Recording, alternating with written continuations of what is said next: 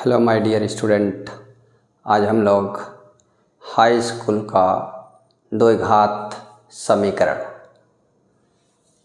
Quadratic equation द्विघात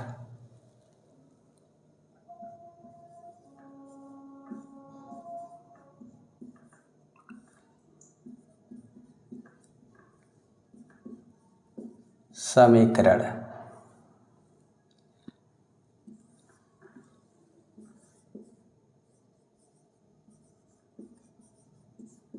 quadratic equation द्विघात समीकरण।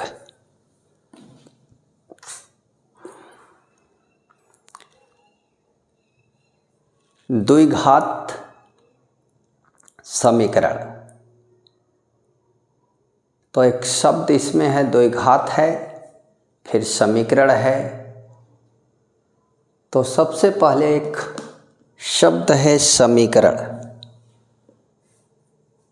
और समीकरण के अंतर्गत बहुपद शब्द है। क्या है? बहुपद। बहुपद क्या है? बहुपद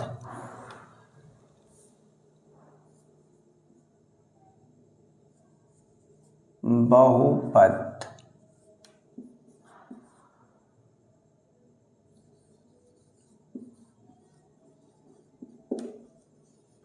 पॉलिनोमियल्स। ठीक है। बहुपद बहुपद वह फलन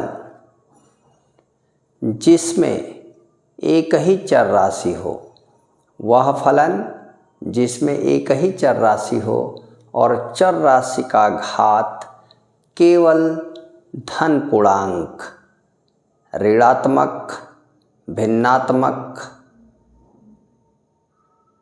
न हो। वह फलन जिसमें एक ही चर राशि हो और चर राशि का घात केवल और केवल धनात्मक पूर्णांक अथवा शून्य हो, बहुपद कहलाता है। यदि चर राशि का घात ऋणात्मक हो अथवा भिन्नात्मक घात हो, वह फलन बहुपद नहीं होता। ठीक है। देखिए, एक शब्द आ गया फलन, एक शब्द मिला फलन। फलन जिसको इंग्लिश में फंक्शंस कहते हैं। फंक्शन। फलन क्या है? फलन वह है जो किसी दूसरे पर निर्भर होता है। जो निर्भर है वह फलन है, जिस पर निर्भर है उसका। जैसे एग्जाम्पल के तौर पर बात करें तो फलन क्या है? तो फलन जैसे स्टूडेंट और टीचर की बात करें तो स्टूडेंट किस पर निर्भर करता है? टीचर पर। टीचर पढ़ाएगा तो पढ़ेगा, नहीं पढ़ाया, कहा बेटा आज तबीयत ठीक नहीं है, क्लास नहीं लूँगा, तो बच्चा वापस जाएगा। तो यानी विद्यार्थी निर्भर करते हैं किसके ऊपर? शिक्षक के ऊपर। इसलिए विद्यार्थी फलन है किसका? शिक्षक का। जैसे बच्चे और उनके गार्जियन हैं, बच्चे और गार्जियन, तो बच्चे किस पर निर्भर करते हैं? अपने पेरेंट्स पर। ठीक है। यदि बच्चे को कहीं जाना है, कुछ करना है, तो वो पहले अपने गार्जियन से कहता है कि मुझे जाना है। गार्जियन से परमिशन मिलता है तो जाता है, और परमिशन नहीं मिलता तो वो नहीं जाता है। तो बच्चे डिपेंडेंट टू आवर पेरेंट्स, बच्चे निर्भर कर रहे हैं किसके ऊपर? अपने पेरेंट्स के ऊपर, अपने गार्जियन के ऊपर। इसलिए बच्चे फलन हैं किसके? अपने गार्जियन के। ऐसे ही जो फंक्शन है, फंक्शन फलन क्या है? तो जो निर्भर है। जैसे क्या किया जाए, 2x + 3, ठीक है, तो ये y, ठीक है। अब आप देखें इस तरह से, यहाँ रख दीजिए x और यहाँ y बराबर 2x + 3, तो 0 रखते हैं तो 0, 2 × 0 + 3, 0 यानी 3, 1 रखते हैं तो 5, अब 2 रखते हैं तो 7, 3 रखते हैं 9, -1 रखते हैं तो 1, -2 रखते हैं तो -1, -3 रखते हैं तो 3। इस तरह से आप देखें x का भिन्न भिन्न मान दिया जा रहा है तो y का भिन्न भिन्न मान प्राप्त हो रहा है, ठीक है, समझ में आया? तो y की वैल्यू किस पर निर्भर करती है? x की वैल्यू पर, इसलिए y फलन है। किसका फलन है? 2x + 3 यानी x का। ये 2x + 3 यदि पूरा मान कहें तो 2x + 3 यह मान निर्भर करता है किस मान पर? इस x के मान पर, इसलिए 2x + 3 फलन है किसका? x का। और ऐसे इसके बराबर क्या लिख दिया गया है? y, तो y बराबर 2x + 3 है, ठीक है, y बराबर 2x + 3, तो यानी कि यही 2x + 3 ही y है, तो y का मान किस पर निर्भर कर रहा है? x के मान पर, इसलिए y फलन है किसका? x का, ठीक है। तो मैंने बिल्कुल सिंपल भाषा में आपको बता दिया कि जो निर्भर करता है वह फलन कहलाता है, जिस पर निर्भर करता है उसका। तो प्रत्येक बहुपद क्या है? एक फलन है, ठीक है। अब इसके अंतर्गत बहुपद कई प्रकार के होते हैं। एक चर में होता है, 2 चर में होता है, 1 वेरिएबल में, 2 वेरिएबल में। जैसे देखें आप, क्या देखें यहाँ, जैसे x² + 5xy + 6y², ये एक बहुपद है, एक्सप्रेशन है, ठीक है। और इसमें कितने चर राशि हैं? ये 2 चर राशियों वाला बहुपद है, जिसमें एक वेरिएबल x है और एक वेरिएबल y है, ठीक है, क्लियर है? अब यहीं पर x² - y², ये भी एक बहुपद है, 2 चर वाला एक्सप्रेशन भी कह सकते हैं आप। अब जो हमारे सिलेबस में है वो क्या है? एक चर में एक चर वाला बहुपद पढ़ना है। किसके बारे में अध्ययन करना है? एक चर वाला बहुपद। बहुपद हो, पॉलिनोमियल हो, लेकिन कैसा हो? 1 वेरिएबल में, केवल एक पद में। तो हम लोग x² + 5xy +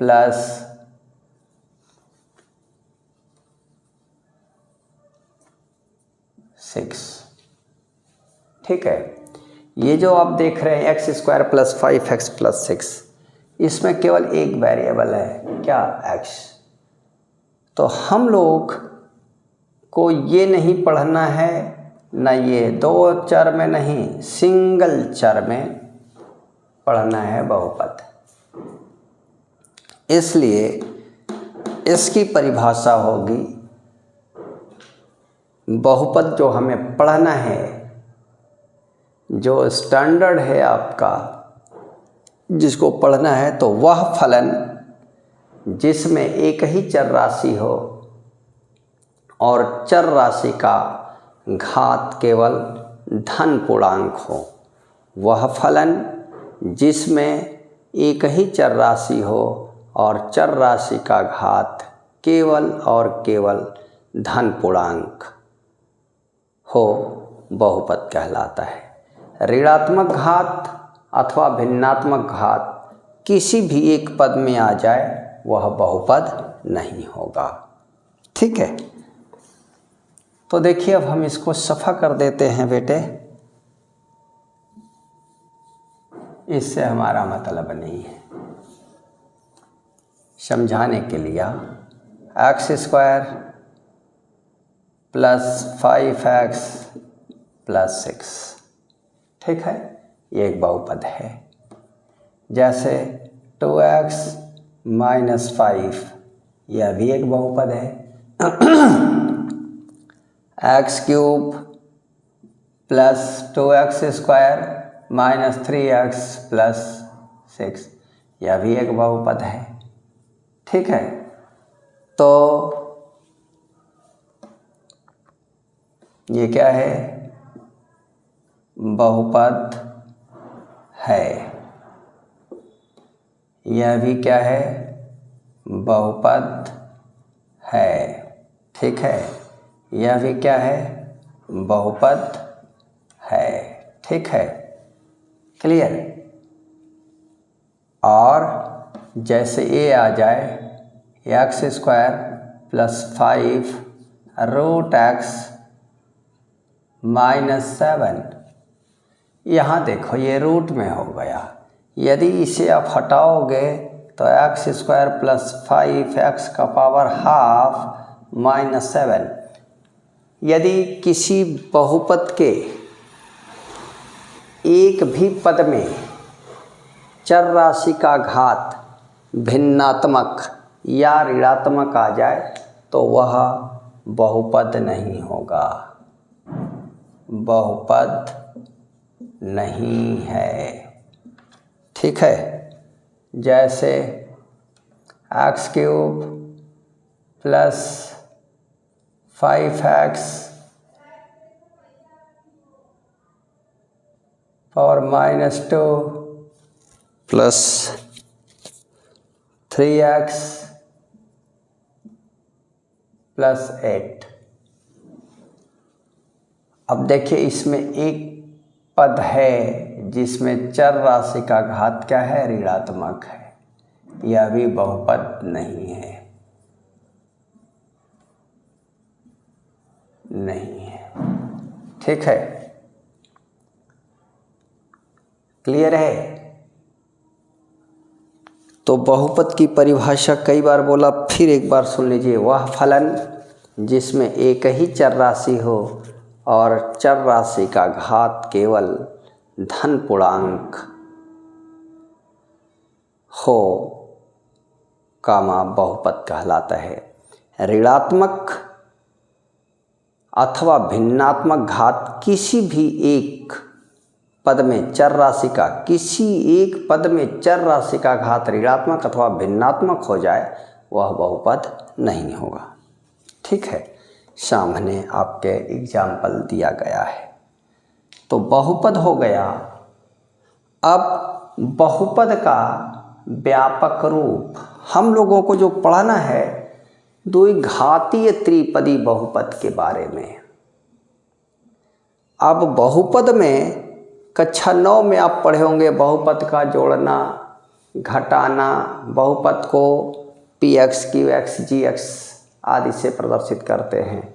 बहुपद का जोड़ यानी addition of polynomials, subtraction of polynomials, multiplication of polynomials, division of polynomials. बहुपदों का जोड़, घटाव, गुणा और भाग सब क्लास 9th में देखा है। अब जब ये बहुपद आ गया, बहुपद के बारे में आपने जान लिया, ठीक है, तो अब हम चलते हैं बहुपद एक पदी, द्विपदी, त्रिपदी। ठीक है, तो वह बहुपद जिसमें केवल एक पद हो उसे एक पदी बहुपद कहते हैं। वह बहुपद जिसमें पदों की संख्या 2 हो, द्विपदी बहुपद कहलाता है। एक पदी बहुपद, उसको इंग्लिश में एक पदी बहुपद को मोनोमियल कहते हैं।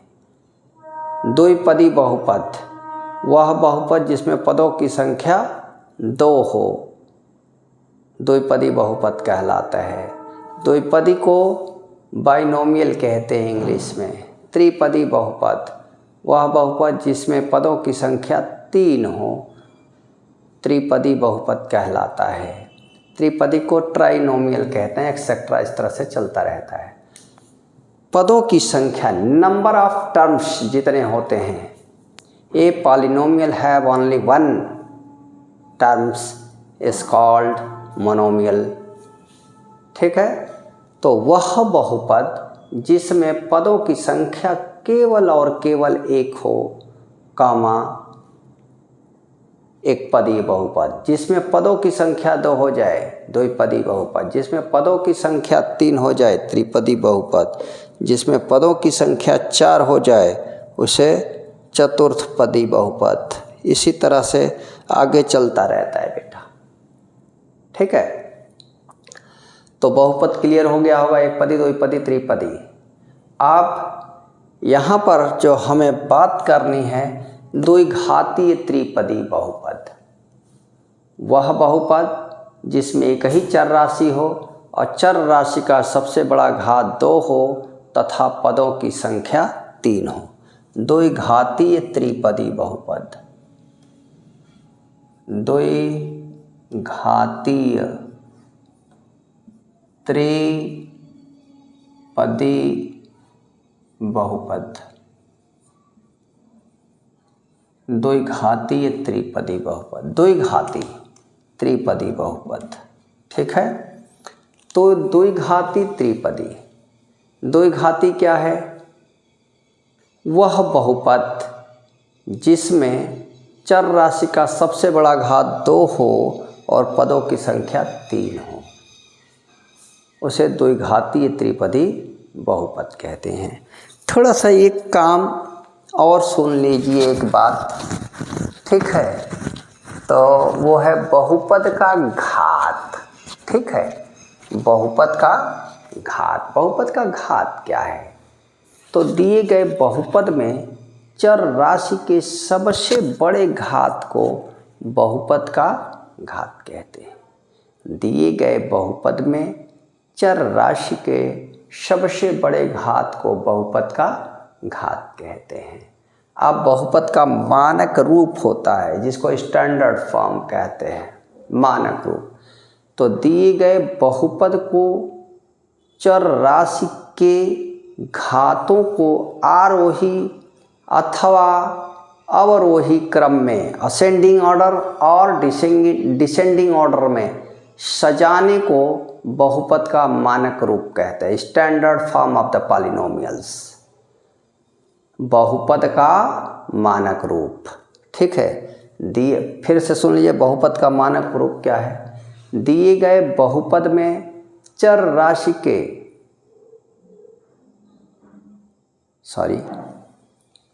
बोलना कुछ और था, बोल रहा हूँ कुछ और। बहुपद का मानक रूप, दिए गए बहुपद को चर राशि के घातों को आरोही अथवा अवरोही क्रम में सजाने को बहुपद का मानक रूप कहते हैं।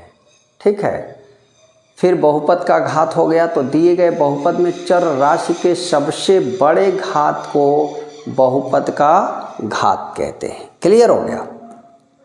बहुपद का घात क्लियर, बहुपद मानक रूप। ठीक है, अब बहुपद में अचर बहुपद और शून्य बहुपद। अचर बहुपद वह बहुपद जिसमें चर पद ही ना हो, वेरिएबल वाला कोई टर्म्स ना हो।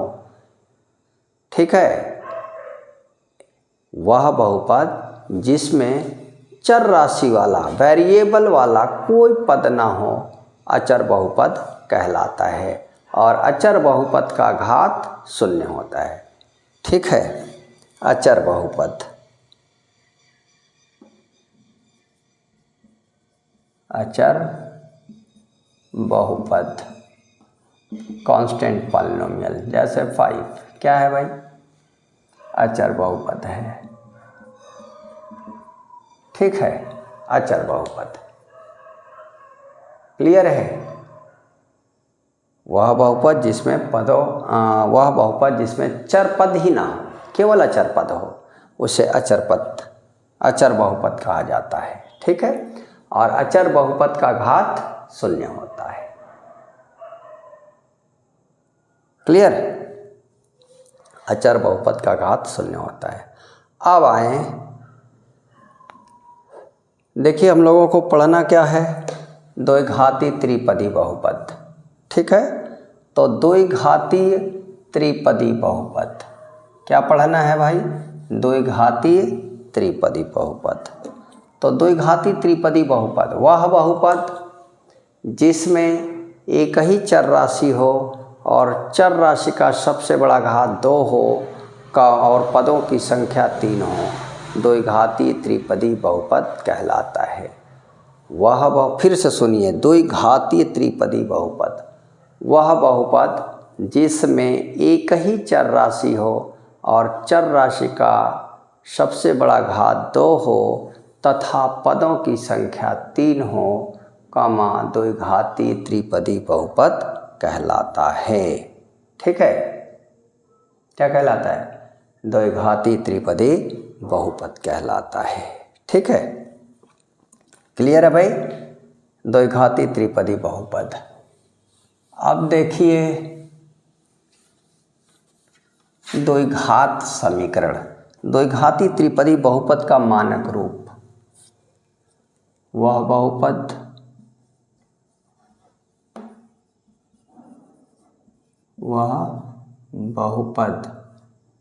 जिसमें एक ही चर राशि हो और चर राशि का सबसे बड़ा घात 2 हो, वह बहुपद जिसमें एक ही चर राशि हो और चर राशि का सबसे बड़ा घात 2 हो तथा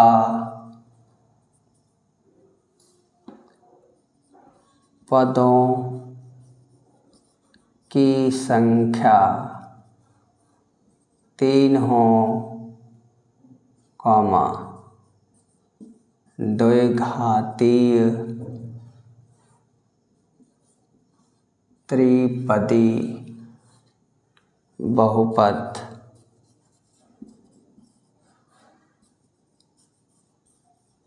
कहलाता है, ठीक है। वह बहुपद जिसमें एक ही चर राशि हो और चर राशि का सबसे बड़ा घात 2 हो तथा पदों की संख्या 3 हो, द्विघाती त्रिपदी बहुपद कहलाता है। क्लियर है? अब जैसे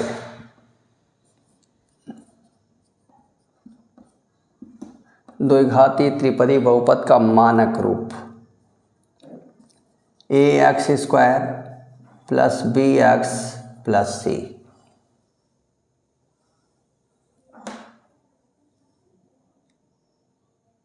जहाँ a ≠ 0, a शून्य नहीं होना चाहिए, b और c में कोई शून्य हो सकता है, कोई बात नहीं, ठीक है, लेकिन a शून्य नहीं होना चाहिए, ठीक है। क्लियर है? अब देखो, इसे द्विघाती त्रिपदी बहुपद का मानक रूप कहते हैं। इसे द्विघातीय त्रिपदी बहुपद का मानक रूप कहते हैं।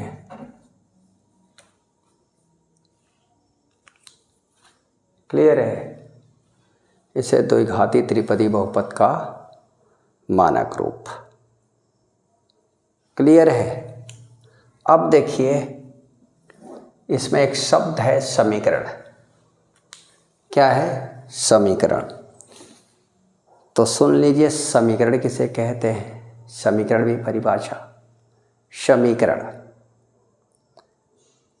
समीकरण क्या है?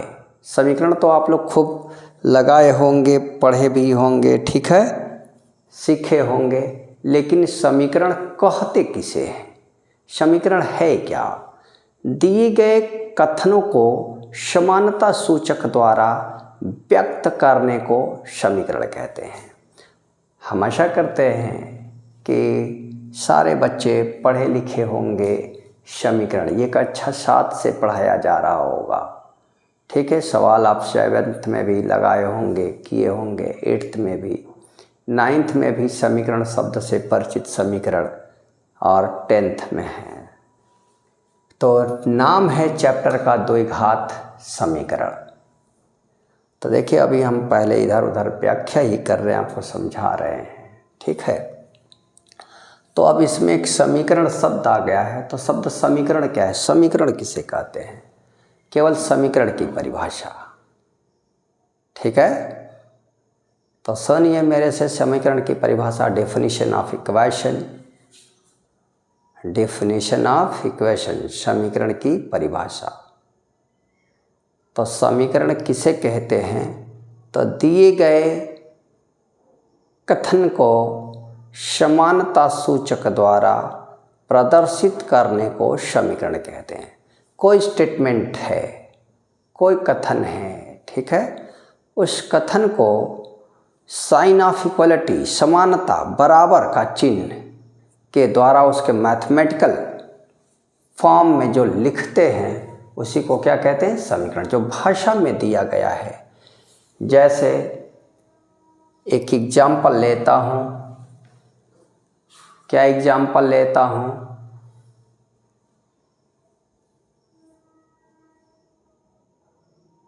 मीता अपनी बहन गीता से 2 वर्ष अधिक बड़ी है।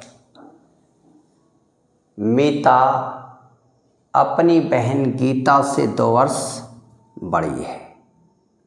तो मीता उसकी बहन गीता, मीता की आयु, मीता अपनी बहन गीता से 2 वर्ष बड़ी है। मतलब मीता की आयु गीता की आयु से 2 वर्ष अधिक है। तो मीता, ठीक है, ये गीता और मीता गीता से 2 वर्ष अधिक है। तो इसमें 2 जोड़ेंगे, इसके बराबर आ जाएगा। आ जाएगा कि नहीं? ये मीता की आयु, मीता की आयु बराबर गीता की आयु प्लस 2। क्यों?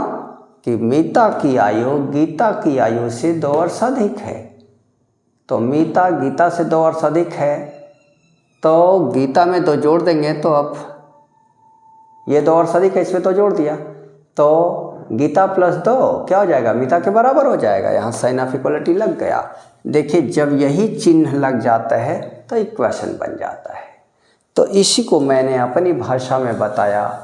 दिए गए कथन को, अभी हमने क्या कहा? एक कथन दिया था, एक स्टेटमेंट दिया था कि मीता अपनी बहन, मीता की आयु उसकी बहन गीता की आयु से 2 वर्ष अधिक है, ठीक है।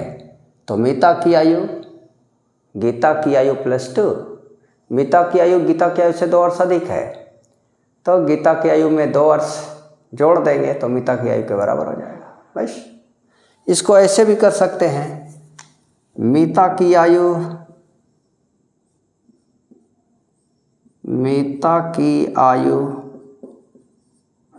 माइनस गीता की आयु बराबर 2। इसमें ये 2 वर्ष अधिक है, तो इसकी आयु में से इसकी आयु को घटा दिया तो भी आ जाएगा 2। दोनों का अंतर समझा कि नहीं? इक्वेशन। तो जहाँ साइन ऑफ इक्वलिटी, समानता का साइन लग जाए, चिन्ह लग जाए, समीकरण है। तो इस तरह से समीकरण की डेफिनेशन मैंने आपको बताई, क्लियर किया समीकरण क्या है, किसे कहते हैं, डेफिनेशन ऑफ इक्वेशन। तो दिए गए कथन को समानता सूचक द्वारा व्यक्त करने को समीकरण कहते हैं। ठीक है, अब हमारे समीकरण से भी हम परिचित हो गए।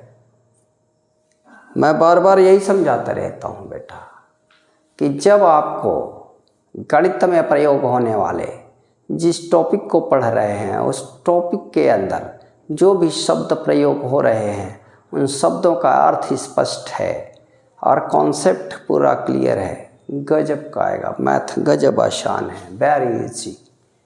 ठीक है, तो द्विघात का क्या मतलब बताया? जिसमें सबसे बड़ा घात 2 हो उसे द्विघात कहते हैं। समीकरण हो गया, तो द्विघात समीकरण पूरे को एक साथ मिला दीजिए, द्विघात समीकरण। तो अब द्विघात समीकरण की परिभाषा क्या बनेगी? वह समीकरण जिसमें एक ही चर राशि हो और चर राशि का सबसे बड़ा घात 2 हो, द्विघात समीकरण कहलाता है। द्विघात समीकरण, द्विघात समीकरण, द्विघात समीकरण। ठीक है, द्विघात समीकरण। तो वह समीकरण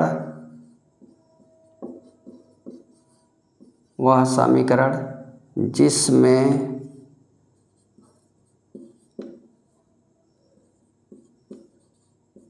एक ही चर राशि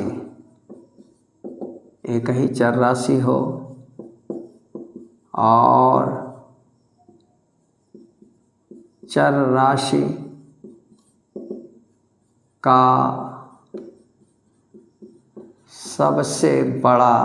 और चर राशि का सबसे बड़ा घात 2 हो,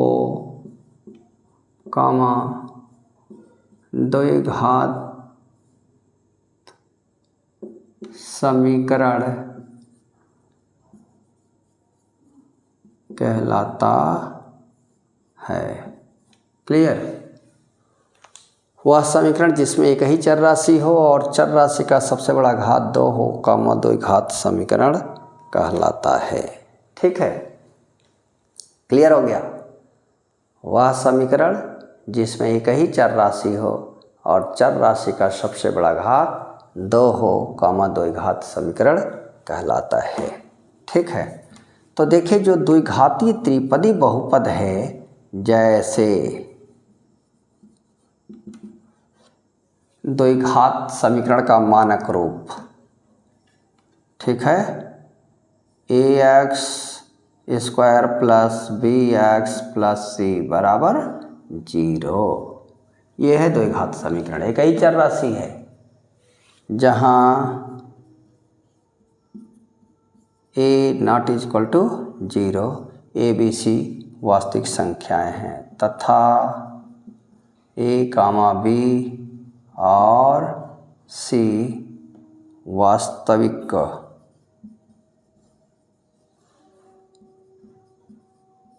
संख्याएं हैं।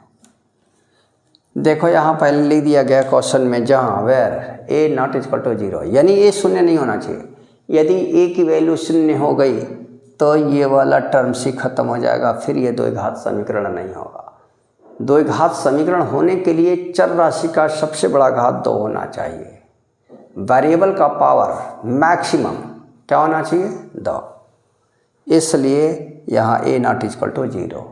यहाँ a b c वास्तविक संख्या धनात्मक ऋणात्मक कोई भी नंबर हो सकता है, परिमेय अपरिमेय। ठीक है कि नहीं है? क्लियर? तो द्विघात समीकरण तक बात क्लियर हो गई? कोई आपत्ति किसी को यहाँ तक? द्विघात समीकरण। अब आएगा आगे द्विघात समीकरण के प्रकार। क्या? द्विघात समीकरण के प्रकार। द्विघात समीकरण के प्रकार।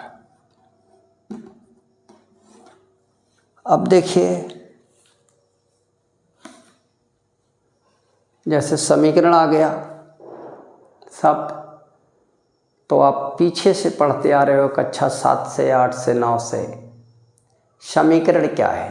तो समीकरण की परिभाषा हो गई। कहता है समीकरण को हल कीजिए, समीकरण को हल कीजिए। तो समीकरण को हल कीजिए यानी समीकरण को हल करने से क्या तात्पर्य है, क्या मतलब है? तो आप जानते हैं, नहीं जानते, मैं नहीं जानता, लेकिन मैं बता दे रहा हूँ। समीकरण को हल कीजिए, तो समीकरण को हल करने से तात्पर्य है कि दिए गए समीकरण से चर राशि के मान को ज्ञात करना। जो वेरिएबल क्वांटिटी है उसकी वैल्यू को प्राप्त करना होता है। ठीक है, चर का मान हम ज्ञात करते हैं, निकालते हैं। ठीक है, क्लियर है? अब समीकरण के मूल, तो चर राशि के वे मान जो दिए गए समीकरण को संतुष्ट करते हैं समीकरण के मूल कहलाते हैं। समीकरण के मूल, चर राशि के वे मान जो दिए गए समीकरण को संतुष्ट करते हैं समीकरण के मूल कहलाते हैं। क्लियर है? फिर से एक बार सुन लें। चर राशि के वे मान जो दिए गए समीकरण को संतुष्ट करते हैं समीकरण के मूल कहलाते हैं। कोई आपत्ति? ठीक है, अब हम लोग आगे बात करेंगे। कहाँ बात करेंगे? द्विघात समीकरण के प्रकार में। तो द्विघात समीकरण, क्लियर है? ठीक है, अब आगे नेक्स्ट क्लास में इस पर चर्चा करेंगे। द्विघात समीकरण के प्रकार, काइंड्स ऑफ क्वाड्रेटिक इक्वेशन या type of quadratic equation. Concept एकदम बिल्कुल क्लियर होना चाहिए। पहली एक्सरसाइज आपकी इसी पर फाइनल हो जाएगी। बहुपद है नहीं है, बहुपद को छांटना है, बहुपद का घात बताना है। ठीक है, दिए गए बहुपद में चर राशि के सबसे बड़े घात को बहुपद का घात कहते हैं। ठीक है, पदों की संख्या अचर बहुपद है, उसका घात शून्य होता है। उसके बाद शून्य बहुपद, शून्य बहुपद वह बहुपद जिसका प्रत्येक पद शून्य हो, शून्य बहुपद कहलाता है। शून्य बहुपद का घात कोई नहीं होता। ओके, ठीक है। तो प्यारे बच्चों, आप लोग चैनल को सब्सक्राइब करें। इसमें आपका कोई पैसा नहीं जाता, कुछ नहीं लगता, लेकिन एक काम बहुत बढ़िया होता है कि जैसे ही कोई नया वीडियो अपलोड करूँगा इसका नोटिफिकेशन तुरंत जाएगा। आपको पता चल जाएगा कि हाँ सर ने कोई नया वीडियो डाला है, आप देख लें उसे। ठीक है, और लाइक करें और वीडियो को शेयर भी करें अपने दोस्तों को। ठीक है, और कंप्लीटली देखें पूरा, तब मज़ा आएगा। ये कोई गाने वाने का वीडियो नहीं है, नाच गाना ऑर्केस्ट्रा का नहीं है कि आप लोग भगा भगा के देखेंगे। ठीक है, ओके, नेक्स्ट क्लास में मिलता हूँ। Thank you.